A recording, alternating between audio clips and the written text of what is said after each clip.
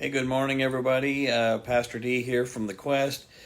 I had kind of an awkward start to my morning and got to my devotions much later than I normally do. And I was just reading in my devotions, and I hit this passage in Colossians 1, verse 27, where it says, "To them God has chosen to make known among the Gentiles the glorious riches of this mystery, which is Christ in you, the hope of his glory."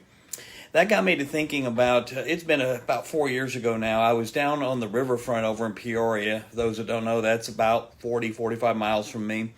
And I like to go over there from time to time. But I'd gone over there early one morning and was walking the riverfront. And there I met a young lady named Maria.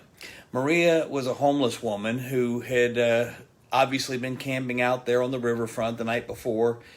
And she asked me if I had money that she might be able to have breakfast. And I asked her if she would like to go right across the river.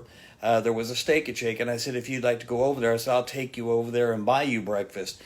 And she was a little bit reluctant, of course, at first. You know, most of us meeting a stranger, asking for a handout is one thing, getting in the car with them.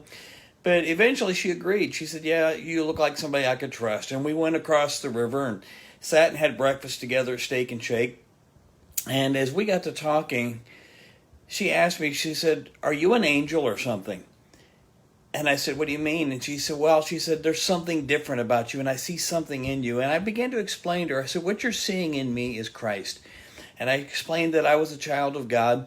And long story short, I was able to lead her to the Lord. And I won't go into the whole detail, but because it's so far away, I knew I wasn't going to be able to really help her. I took her to a local mission where I knew some people, and they were able to help her. She ended up getting a job. But I want to focus on those words. Are you an angel or something? She saw something in me, and what she saw was Christ. As I was reading my devotions this morning, that all came back to my memory so clearly.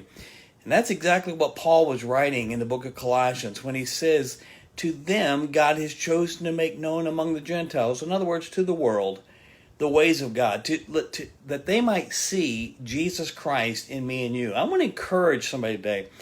You know, so many people think that being a Christian is about getting your life together and about going to church on Sunday. Now, those things are important, don't get me wrong.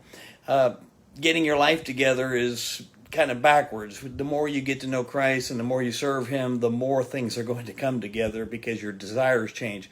But the idea of being a Christian is not just to go to church. The idea of being a Christian is that Christ dwells in you and he lives through you. When he lives through you, others are going to see Jesus Christ in you. And you're going to become a soul winner. You may say, oh, I'm too bashful. No, because Christ in you will make you a soul winner. That's God's desire. I want to encourage you today, make yourself a useful tool to God. Just tell him, Lord, use me however you desire to. I'm yours. I hope that helps somebody today. God bless you. Hope you have a wonderful Labor Day.